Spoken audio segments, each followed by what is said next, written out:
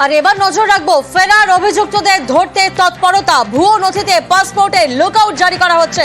Lookout জারি করতে অভিবাসন দফতরকে চিঠি লালবাজারের। প্রতিনিধি অমিত এই মুহূর্তে আমাদের সঙ্গে রয়েছেন। অমিত, ভুয়ো নথিতে পাসপোর্টে অভিযুক্ত 120 জন বাংলাদেশি, তার মধ্যে কতজনের বিরুদ্ধে এই লুকআউট নোটিশ জারি করা হচ্ছে? লালবাজার সূত্রে যে জানা যাচ্ছে যে 69 জন বাংলাদেশি নাগরিক যারা ভুয়ো নথি দিয়ে ভারতীয় পাসপোর্ট বানিয়েছেন তাদের বিরুদ্ধে লুকআউট নোটিশ ইতিমধ্যে জারি করা হয়েছে এবং তাদের পাকড়াও করতে যথেষ্ট তৎপরতা দেখাচ্ছে লালবাজার। ইতিমধ্যে অভিবাসন দপ্তরকে চিঠি দিয়ে 69 জন বাংলাদেশি নাগরিকের বিরুদ্ধে লুকআউট নোটিশ জারির জন্য চিঠি দেওয়া হয়েছিল। ইতিমধ্যে 69 জন বাংলাদেশি নাগরিকের বিরুদ্ধে লুকআউট নোটিশ জারি হয়েছে আমাদের লালবাজার সূত্রে খবর। তোমাকে জানিয়ে রাখবো, গত বছর নভেম্বর মাস থেকে কলকাতা পুলিশের নজরে আসে এই পাসপোর্ট চক্র, যেখানে 10 জনকে গ্রেপ্তার করা হয়েছিল, যারা চক্রের মাথা ছিলেন আমাদের রাজ্যের, যারা মূলত বাংলাদেশি নাগরিকদের জন্য ভুয়ো নথি দিয়ে পাসপোর্ট ইস্যু করতেন বা পাসপোর্ট তৈরি করাতেন। এবং এক্ষেত্রে 120 জন বাংলাদেশি নাগরিকের কথা বলা হচ্ছে, যাদের বিরুদ্ধে চার্জশিট দেওয়া হয়েছে ফেরার থেকে, অর্থাৎ অ্যাবসকন্ডিং দেখিয়ে তাদের বিরুদ্ধে চার্জশিট ইতিমধ্যে দেওয়া হয়েছে কলকাতা পুলিশের তরফে। এবার 69 জনের বিরুদ্ধে লুকআউট নোটিশ জারি করা হয়েছে এবং কলকাতা পুলিশ সূত্রে বা লালবাজার সূত্রে যেটা জানা যাচ্ছে যে এই 120 জনের মধ্যে একটা অংশ বিদেশ চলে গেলেও বাকি অংশ এখানে বা দেশের বিভিন্ন প্রান্তে লুকিয়ে রয়েছে। সেক্ষেত্রে তাদের ধরতেই এই তৎপরতা লালবাজারের। একেবারে। আর এবার যে ছবি আপনারা দেখছেন দাসপুরের ছবি, সেখানে আক্রান্ত হয়েছে পুলিশ। কেন? গন্ডগোল থামাতে গিয়েছিল পুলিশ, আর তারপর গন্ডগোল থামাতে গিয়ে মাথা ফাটলো পুলিশের। দাসপুরের সাগরপুরে মত্ত যুবকদের গন্ডগোল, আর সেই গন্ডগোল থামাতে গিয়েই পুলিশের সঙ্গে বচসা হয়, এরপরেই আক্রান্ত হয় পুলিশ। মারধরে মাথা ফাটলো পুলিশের।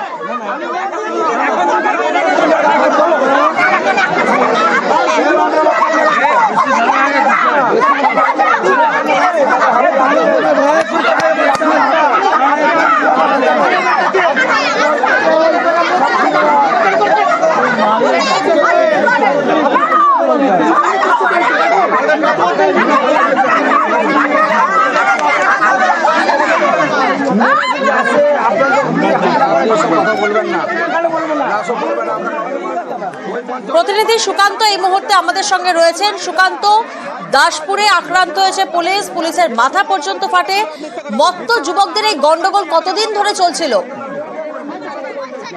দেখো প্রিয়াঙ্কা, দাসপুরের সাগরপুর এলাকায় গ্রামীণ যে দেশের পুজো, সেই পুজো উপলক্ষে গতকাল রাত্রে কিন্তু মদ্যপ যুবকদের মধ্যে একটি বচসা তৈরি হয় এবং মারপিট শুরু হয়। তারপরেই খবর যায় দাসপুর থানায়। দাসপুর থানার পুলিশ ঘটনার খবর পেয়েই সাথে সাথে ছুটে যায় এবং পরিস্থিতি নিয়ন্ত্রণের চেষ্টা করে, কিন্তু দেখা যায় যে ওই মদ্যপ যুবকরা তারা কিন্তু আক্রমণ চালায় পুলিশদের উপর, পুলিশদেরকে ঘিরে রাখে এবং কিছুক্ষণ পর একজন পুলিশ কর্মীর মাথা ফাটিয়ে দিয়েছে বলেও পুলিশ সূত্রের খবর এবং সেই পুলিশ কর্মীকে আকাল মহকুমা হাসপাতালে চিকিৎসার জন্য ভর্তি করা হয়েছে। শুধু পুলিশকে মারধর নয়, পুলিশের গাড়িও ভাঙচুর করা হয়েছে।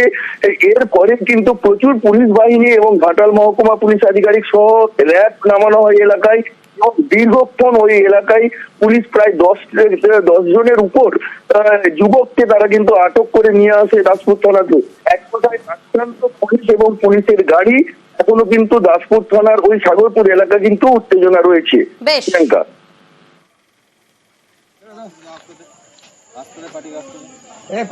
আমাকে দিন ছাড়ে তো, আমি করলামটা কি স্যার, এটা হবে। আর দাসপুরের পর এবার আমরা নজর রাখবো হাওড়ার দিকে, কারণ হাওড়া সেখানে এক যুবককে ধারালো অস্ত্রের কোপ মারা হয়। কি কারণে এই হামলা?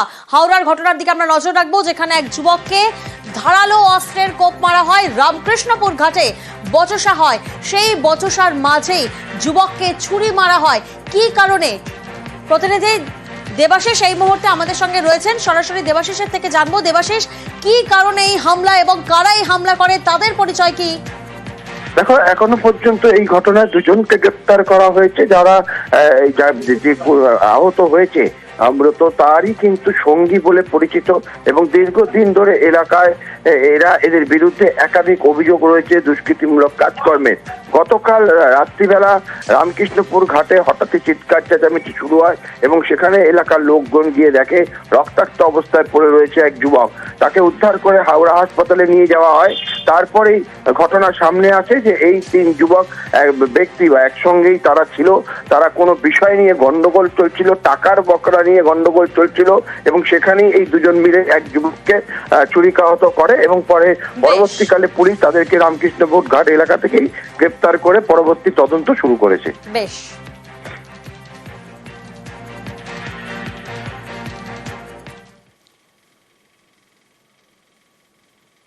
এবার ভুয়ো কাস্ট সার্টিফিকেটে শিক্ষকের চাকরি, চাঞ্চল্যকর অভিযোগ 3 জনের বিরুদ্ধে। এ নিয়ে স্কুল সার্ভিস কমিশনকে চিঠি দিয়েছে রাজ্য পুলিশ, চেয়েছে তথ্য।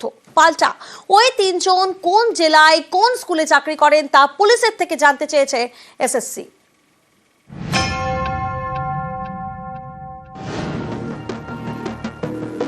ভুয়ো এসটি সার্টিফিকেটে ডাক্তারি পড়া, ভুয়ো এসটি সার্টিফিকেটে পুলিশে চাকরি, এবার ভুয়ো কাস্ট সার্টিফিকেট দেখিয়ে শিক্ষকের চাকরি করার অভিযোগ।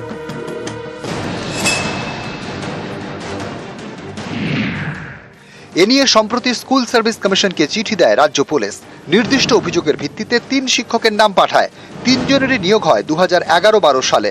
তাদের সম্পর্কে স্কুল সার্ভিস কমিশনের থেকে বিস্তারিত তথ্য চায় পুলিশ, কিন্তু 3 জনের নাম ধরে তথ্য পেতে সমস্যায় পড়ে এসএসসি। এর জন্য তারা রাজ্য পুলিশের সাহায্য চেয়েছে। অভিযুক্ত 3 শিক্ষক কোন জেলায় চাকরি করছেন, কোন স্কুলে শিক্ষকতা করছেন, পুলিশের থেকে এই সব তথ্য জানতে চেয়েছে স্কুল সার্ভিস কমিশন। ফেক সার্টিফিকেটে শিক্ষকের চাকরির অভিযোগ নিয়ে সতর্ক স্কুল সার্ভিস কমিশন। এর আগে ভুয়ো এসটি সার্টিফিকেটে কলকাতা পুলিশের চাকরি এবং ডাক্তারি পড়ার অভিযোগ সামনে এসেছে। কারচুপি করে এসটি সার্টিফিকেট তৈরি করেন রাজারহাটের যুবক। সেই সার্টিফিকেট দেখিয়ে ভর্তি হন ডায়মন্ড হারবার মেডিকেল কলেজে। এ নিয়ে পুলিশের কাছে অভিযোগ দায়ের করে স্বাস্থ্য দপ্তর। ভুয়ো এসটি সার্টিফিকেট দেখিয়ে কলকাতা পুলিশের চাকরির অভিযোগ উঠেছে। অভিযোগ 2012 সালে প্রায় 100 জন প্রার্থী ভুয়ো এসটি সার্টিফিকেট দেখিয়ে চাকরি পান। এবার ফেক কাস্ট সার্টিফিকেটে শিক্ষকের চাকরির অভিযোগ। নিয়োগ দুর্নীতি নিয়ে একাধিকবার অস্বস্তির মুখে পড়েছে স্কুল সার্ভিস কমিশন। তাই এবার জাতিগত শংসাপত্র নিয়েও যাতে কোনো অস্বস্তির মধ্যে না পড়তে হয় তার জন্য আগেভাগেই সতর্ক স্কুল সার্ভিস কমিশন। রাজ্য পুলিশের তরফে অভিযোগ আসার পরপরই স্কুল সার্ভিস কমিশন নিজেরাই অভ্যন্তরীণভাবে তদন্ত প্রক্রিয়াও শুরু করে দিল। তেমনটাই স্কুল সার্ভিস কমিশন সূত্রে খবর। ক্যামেরায় সুমন বোসের সঙ্গে সোমরাজ বন্দ্যোপাধ্যায়, নিউজ 18 বাংলা, কলকাতা। এবার ভুয়ো কাস্ট সার্টিফিকেটে শিক্ষকের চাকরি, চাঞ্চল্যকর অভিযোগ 3 জনের বিরুদ্ধে। এ নিয়ে স্কুল সার্ভিস কমিশনকে চিঠি দিয়েছে রাজ্য পুলিশ, চেয়েছে তথ্য। পাল্টা ওই 3 জন কোন জেলায় কোন স্কুলে চাকরি করেন তা পুলিশের থেকে জানতে চেয়েছে এসএসসি।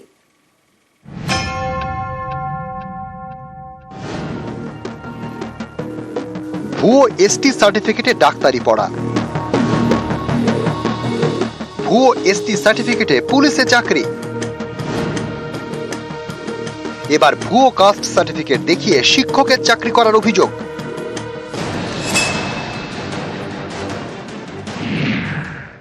এ নিয়ে সম্প্রতি স্কুল সার্ভিস কমিশনকে চিঠি দেয় রাজ্য পুলিশ। নির্দিষ্ট অভিযোগের ভিত্তিতে 3 শিক্ষকের নাম পাঠায়। 3 জনেরই নিয়োগ হয় 2011-12 সালে। তাদের সম্পর্কে স্কুল সার্ভিস কমিশনের থেকে বিস্তারিত তথ্য চায় পুলিশ, কিন্তু 3 জনের নাম ধরে তথ্য পেতে সমস্যায় পড়ে এসএসসি। এর জন্য তারা রাজ্য পুলিশের সাহায্য চেয়েছে। অভিযুক্ত 3 শিক্ষক কোন জেলায় চাকরি করছেন, কোন স্কুলে শিক্ষকতা করছেন, পুলিশের থেকে এই সব তথ্য জানতে চেয়েছে স্কুল সার্ভিস কমিশন। ফেক সার্টিফিকেটে শিক্ষকের চাকরির অভিযোগ নিয়ে সতর্ক স্কুল সার্ভিস কমিশন। এর আগে ভুয়ো এসটি সার্টিফিকেটে কলকাতা পুলিশের চাকরি এবং ডাক্তারি পড়ার অভিযোগ সামনে এসেছে। কারচুপি করে এসটি সার্টিফিকেট তৈরি করেন রাজারহাটের যুবক। সেই সার্টিফিকেট দেখিয়ে ভর্তি হন ডায়মন্ড হারবার মেডিকেল কলেজে। এ নিয়ে পুলিশের কাছে অভিযোগ দায়ের করে স্বাস্থ্য দপ্তর। ভুয়ো এসটি সার্টিফিকেট দেখিয়ে কলকাতা পুলিশের চাকরির অভিযোগ উঠেছে। অভিযোগ 2012 সালে প্রায় 100 জন প্রার্থী ভুয়ো এসটি সার্টিফিকেট দেখিয়ে চাকরি পান। এবার ফেক কাস্ট সার্টিফিকেটে শিক্ষকের চাকরির অভিযোগ। নিয়োগ দুর্নীতি নিয়ে একাধিকবার অস্বস্তির মুখে পড়েছে স্কুল সার্ভিস কমিশন। তাই এবার জাতিগত শংসাপত্র নিয়েও যাতে কোনো অস্বস্তির মধ্যে না পড়তে হয় তার জন্য আগেভাগেই সতর্ক স্কুল সার্ভিস কমিশন।